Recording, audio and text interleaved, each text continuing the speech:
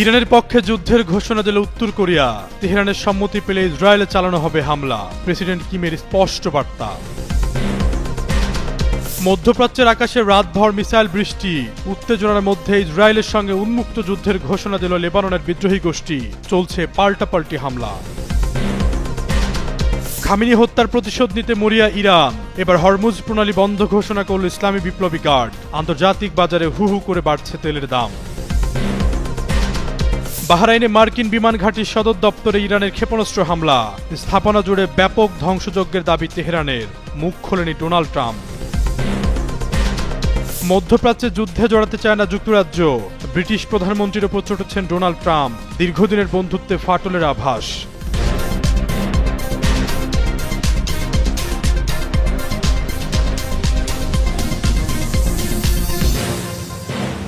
মধ্যপ্রাচ্যে সামরিক উত্তেজনার আগুন যখন দিন দিন আরও দাউ দাউ করে জ্বলছে, ঠিক তখনই বিস্ফোরক এক বক্তব্য দিয়ে আলোচনার কেন্দ্রবিন্দুতে উঠে এলেন উত্তর কোরিয়ার সর্বোচ্চ নেতা কিম জং উন। ইরান ইসরায়েল সংঘাতের টানটান মুহূর্তে সরাসরি ইরানের পক্ষ নিয়ে তিনি ছুড়লেন কঠোর হুঁশিয়ারি। প্রয়োজনে তেহরানকে ক্ষেপণাস্ত্র দেবে পিয়ংইয়ং, তবে একটিমাত্র মিসাইলই নাকি পৃথিবীর মানচিত্র থেকে ইসরায়েলকে মুছে ফেলতে যথেষ্ট।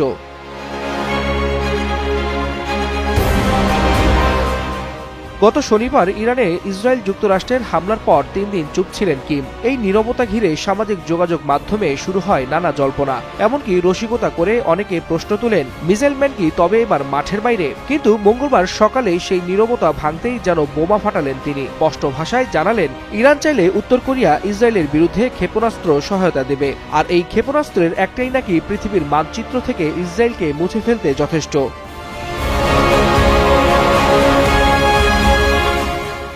এই বক্তব্য মুহূর্তেই ছড়িয়ে পড়ে বিশ্ব মিডিয়ায়। একদিকে সমর্থকদের উচ্ছ্বাস, অন্যদিকে সমালোচকদের তীব্র প্রতিক্রিয়া। ফলে সামাজিক মাধ্যমে ঝড় তুলছেন নেটিজেনরা। কেউ বলছেন এটা কূটনৈতিক চাপ বাড়ানোর কৌশল, আবার কেউ মজা করে লিখছেন মামা কিম আবার খেলায় ফিরছেন।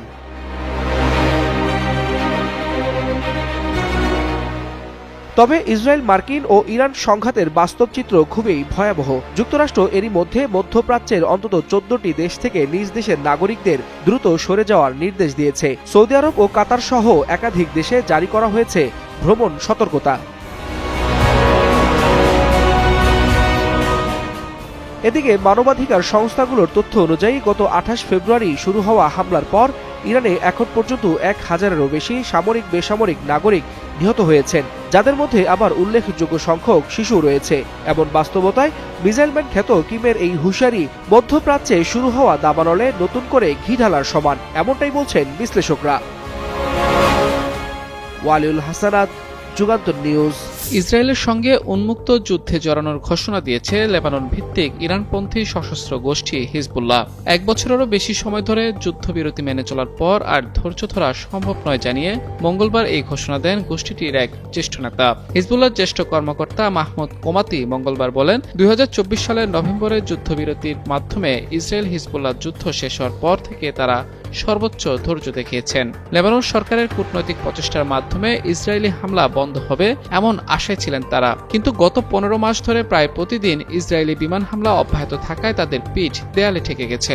এখন প্রতিরোধে ফেরা ছাড়া তাদের আর কোনো পথ খোলা নেই। হিজবুল্লাহর মিডিয়া অফিস থেকে প্রকাশিত এক বিবৃতিতে কুমাতি লেবানন সরকারেরও কড়া সমালোচনা করেন। তিনি বলেন, লেবানন সরকার হিজবুল্লাহর কর্মকাণ্ডকে অবৈধ বলছে এবং অস্ত্র জমা দেওয়ার দাবি জানাচ্ছে, অথচ ইসরায়েলি হামলা বন্ধে তারা কোনো কার্যকর ভূমিকা নেয়নি। কুমাতি আরো বলেন, জায়নবাদী শত্রুপক্ষই একটি পূর্ণাঙ্গ যুদ্ধ চেয়েছিল, যা তারা যুদ্ধবিরতি চুক্তির পরও থামায়নি। সুতরাং এখন থেকে এটি একটি পূর্ণাঙ্গ যুদ্ধই হবে। শত্রুদের উপর পর্যাপ্ত চাপ আসার আগ পর্যন্ত গুরুত্বপূর্ণ আন্তর্জাতিক বাণিজ্য জলপথ হরমুজ প্রণালী বন্ধ থাকবে বলে স্পষ্টভাবে জানিয়ে দিয়েছে ইরানের প্রতিরক্ষা বাহিনীর অভিজাত শাখা Islamic revolutionary guard corps IRGC। বাহিনীটির বর্তমান শীর্ষ commander brigadier general Ibrahim Jabari সোমবার রাষ্ট্রায়ত্ত টেলিভিশনে দেওয়া এক ভাষণে তথ্য জানিয়েছেন। তিনি বলেন, বিশ্বে বর্তমানে অপরিশোধিত জ্বালানি তেলের দাম ব্যারেল প্রতি $81 পৌঁছেছে। অল্প কিছুদিন অপেক্ষা করলেই এই দর $200 পৌঁছে যাবে, কারণ হরমুজ প্রণালী বন্ধ আছে। কোনো জাহাজ যদি নিষেধাজ্ঞা অমান্য করে এই প্রণালী দিয়ে চলাচলের চেষ্টা করে, তাহলে ইরান সেই জাহাজ লক্ষ্য করে গুলি চালাবে। তিনি আরো জানান, ইরান এই অঞ্চলের পাইপলাইনগুলোকেও লক্ষ্যবস্তু বানাবে। মধ্যপ্রাচ্য অঞ্চল থেকে কোনো তেল বাইরে যেতে দেওয়া হবে না। যতদিন পর্যন্ত শত্রুদের উপর যথেষ্ট চাপ তৈরি না হচ্ছে ততদিন এ অবস্থা জারি থাকবে। এদিকে আরব সাগর এবং পারস্য উপসাগরকে যুক্ত করা হরমুজ প্রণালী আন্তর্জাতিক জ্বালানি বাণিজ্যের জন্য খুবই গুরুত্বপূর্ণ রুট। প্রতিদিন বিশ্বের যত তেল ও তরল গ্যাসবাহী জাহাজ চলাচল করে তার 20% যাতায়াত করে এই প্রণালী দিয়ে। ইরানের ইসলামী বিপ্লবী গার্ড আইআরজিসি দাবি করেছে তারা বাহরাইনের শেখ ইসা এলাকায় অবস্থিত একটি মার্কিন বিমান ঘাঁটিতে ব্যাপক হামলা চালিয়েছে। হামলায় ব্যবহার করা হয়েছে 20টি ড্রোন এবং 3টি ক্ষেপণাস্ত্র। মঙ্গলবার আইআরজিসির বিবৃতিতে বলা হয়েছে আইআরজিসির নৌবাহিনী 20টি ড্রোন ও 3টি ক্ষেপণাস্ত্র ছুড়ে বাহরাইনের শেখ ইসা এলাকায় মার্কিন বিমান ঘাঁটিতে বড় ধরনের আঘাত হানে। ঘাঁটির প্রধান কমান্ড সদর দপ্তর ধ্বংস হয়েছে, তবে এই হামলায় কোনো প্রমাণ দেখায়নি তারা। হামলার বিষয়ে বাহরাইনের পক্ষ থেকে এখনো কোনো মন্তব্য পাওয়া যায়নি। 28 ফেব্রুয়ারি থেকে মার্কিন ও ইসরায়েলি হামলার জবাবে ইরান এই হামলা ঘটিয়েছে। এদিকে সৌদি আরবের রাজধানী রিয়াদে বিদেশি দূতাবাস ও কূটনীতিক আবাসস্থল এলাকায় বিস্ফোরণ এবং ধোঁয়ার স্তর দেখা গেছে। সৌদি প্রতিরক্ষা মন্ত্রণালয় জানিয়েছে 2টি ড্রোন মার্কিন দূতাবাসে আঘাত করেছে এবং আগুন ধরে গেছে। এছাড়া কাতারের প্রতিরক্ষা মন্ত্রণালয় জানিয়েছে কাতারে 2টি ব্যালিস্টিক ক্ষেপণাস্ত্র ধ্বংস করা হয়েছে। শনিবার থেকে শুরু হওয়া এই সংঘাতে ইরানের সর্বোচ্চ ধর্মীয় নেতা আয়াতুল্লাহ আলী খামেনি নিহত হয়েছেন। তার স্ত্রী সহ পরিবারের কয়েক সদস্য প্রাণ হারিয়েছেন। ব্রিটিশ প্রধানমন্ত্রী কিয়ার স্টারমারের সমালোচনা করেছেন মার্কিন প্রেসিডেন্ট ডোনাল্ড ট্রাম্প। তিনি অভিযোগ করে বলেন ইরানের বিরুদ্ধে যুক্তরাষ্ট্রের যুদ্ধে সমর্থন না দিয়ে স্টারমার সহযোগিতা করেননি। ট্রাম্প বলেন তিনি সহায়ক ছিলেন না। আমি কখনো ভাবিনি যুক্তরাজ্যের কাছ থেকে এমনটা দেখব। এছাড়াও তিনি আরও বলেন দুই দেশের সম্পর্ক এখন অনেকটাই বদলে গেছে। তিনি আরও বলেন এটা ভিন্ন এক পৃথিবী। আগে আপনার দেশের সঙ্গে আমাদের যে ধরনের সম্পর্ক ছিল এখন তা অনেকটাই আলাদা। ট্রাম্প দাবি করেন একসময় যে জোটকে তিনি সবচেয়ে শক্ত মনে করতেন সেটি এখন চাপে পড়েছে। মার্কিন প্রেসিডেন্ট আরও ইঙ্গিত দেন মধ্যপ্রাচ্যে যুদ্ধ পরিচালনা এখন যুক্তরাষ্ট্র ব্রিটেনের উপর নির্ভরশীল নয়। তিনি বলেন এতে হয়তো খুব একটা প্রভাব পড়বে না, কিন্তু তার সাহায্য করা উচিত ছিল।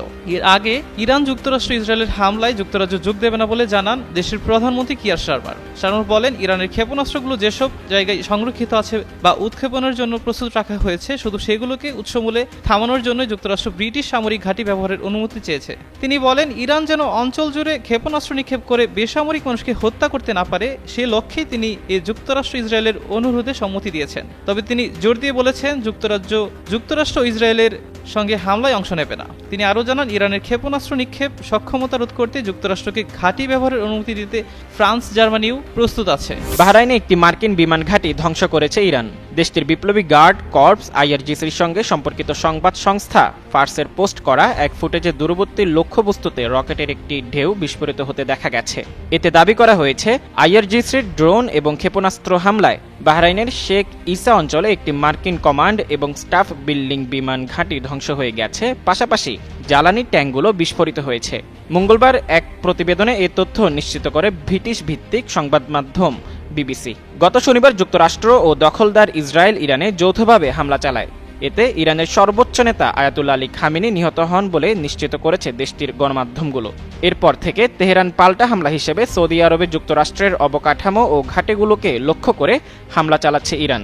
তেহরানকে লক্ষ্য করে ইসরায়েল ও যুক্তরাষ্ট্রের যৌথ হামলার পর গোটা মধ্যপ্রাচ্য জুড়ে যেন আগুন জ্বলছে। ক্রমে নিয়ন্ত্রণের বাইরে চলে যাচ্ছে পরিস্থিতি। এমন উত্তপ্ত পরিবেশেই ইরানের পক্ষ থেকে এলো এবার নতুন ও কঠোর বার্তা।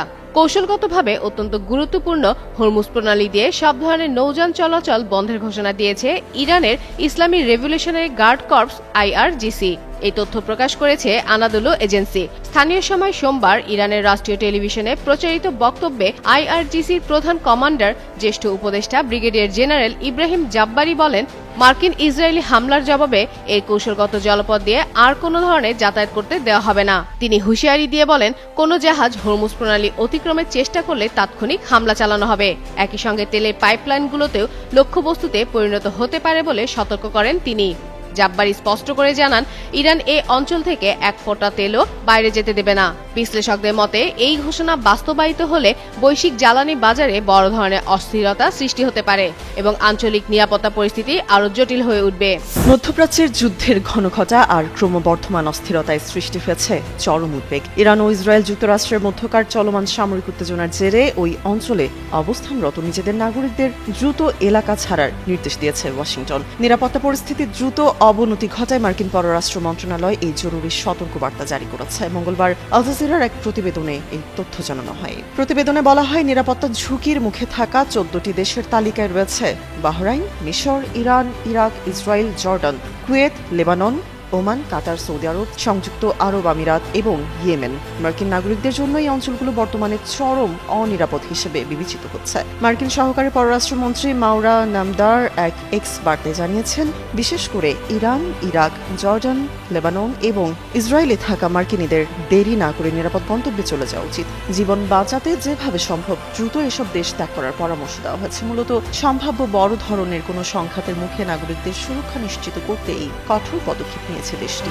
মধ্যপ্রাচ্যের আকাশে এখন শুধু গোলা বারুদের গন্ধ। যুদ্ধের ধোঁয়ায় আতঙ্ক ছড়িয়ে পড়েছে জনজীবনে। চলমান যুদ্ধের মধ্যেই নতুন করে উত্তপ্ত হয়ে উঠেছে পরিস্থিতি, বাড়ছে আঞ্চলিক সংঘাত ছড়িয়ে পড়ার শঙ্কা। এই প্রেক্ষাপটে আরব দেশগুলোর উদ্দেশ্যে আশ্বাস দিয়েছে ইরান। দেশটির পররাষ্ট্রমন্ত্রী আব্বাস আরাকচি জানিয়েছেন, যুদ্ধ চললেও ইরানের লক্ষ্য আঞ্চলিক কোনো প্রতিবেশী দেশ নয়, বরং চলমান সংঘাতের মধ্যেই ইরান কেবল যুক্তরাষ্ট্রের সামরিক উপস্থিতিকেই লক্ষ্যবস্তু করছে। মঙ্গলবার রাষ্ট্রীয় গণমাধ্যমে দেওয়া এক সাক্ষাৎকারে তিনি বলেন, ইরান প্রতিবেশী দেশগুলোর বিরুদ্ধে কোনো হামলা চালাচ্ছে না। তার দাবি, মার্কিন সামরিক ঘাঁটিগুলোই ইরানের হামলার মূল লক্ষ্য এবং মার্কিন সেনারা অবস্থান বদল করলেও হামলা থেকে রেহাই পাবে না। যুদ্ধ চলাকালীন এই পরিস্থিতিতে আরাকচি আরও অভিযোগ করেন, কূটনৈতিক আলোচনা অব্যাহত থাকা সত্ত্বেও ইসরায়েলের সঙ্গে মিলে বিমান হামলা চালিয়ে যুক্তরাষ্ট্র কূটনীতির পথকে দুর্বল করেছে। সতর্ক করে তিনি বলেন, এভাবে সংঘাত অব্যাহত থাকলে পুরো মধ্যপ্রাচ্য আরও বড় অস্থিরতার দিকে এগিয়ে যেতে পারে। ইরান ও ইসরায়েলের চলমান সংঘাত গভীর থেকে গভীরতর হচ্ছে। এরই মধ্যে ইসরায়েল ও মার্কিন যুক্তরাষ্ট্রের হামলায় ইরানের সর্বোচ্চ নেতা আয়াতুল্লাহ আলী খামেনির মৃত্যুর খবর নিশ্চিত হওয়া গেছে। ধারণা করা হচ্ছে এর ফলে আরও ঘনীভূত হবে যুদ্ধ পরিস্থিতি। যুদ্ধের ময়দানে সমরাস্ত্রের মধ্যে ভয়াবহ নাম কামিকাজি ড্রোন। শত্রুকে মোকাবিলায় এটি বেশ আগে থেকেই ব্যবহার করে আসছে ইরান। গত বছরের জুনে ইসরায়েলি আগ্রাসনের জবাব দিতে গিয়ে 12 দিনের যুদ্ধে এই ড্রোন ব্যবহার করেছিল তেহরান। এছাড়াও বর্তমানে রাশিয়া ইউক্রেন যুদ্ধ এবং মধ্যপ্রাচ্যের সংঘাতে ইরানি শহীদ 136 ড্রোন বা কামিকাজি ড্রোনের ব্যাপক ব্যবহার দেখা যাচ্ছে।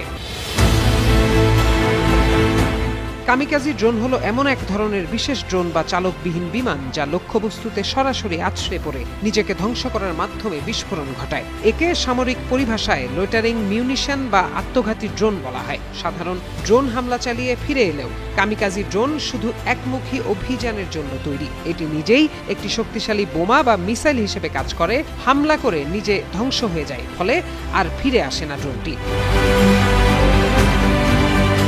এই ড্রোনের লোয়েটারিং বা অপেক্ষা করার বিশেষ ক্ষমতা আছে। লোয়েটারিং বলতে বোঝায় আকাশে দীর্ঘ সময় ধরে অবস্থানের সক্ষমতা। উপযুক্ত লক্ষ্যবস্তু খুঁজে না পাওয়া পর্যন্ত এই বিশেষ ড্রোন আকাশপথে অপেক্ষা করতে পারে। নির্ভুল লক্ষ্য ভেদেও এটি বিশেষ দক্ষ। জিপিএস সেন্সর বা রিমোট কন্ট্রোলের সাহায্যে এটি অত্যন্ত নিখুঁতভাবে লক্ষ্যবস্তু শনাক্ত করে সেটিতে আঘাত আনে। কামিকাজি ড্রোন প্রথাগত মিসাইলের তুলনায় সস্তা, এমনকি ছোট আকারের হওয়ায় রাডারে ধরা পড়াও কঠিন।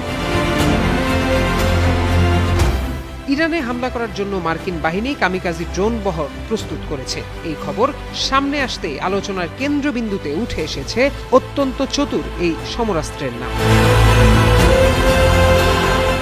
প্রত্যয় দাস, যুগান্তর নিউজ।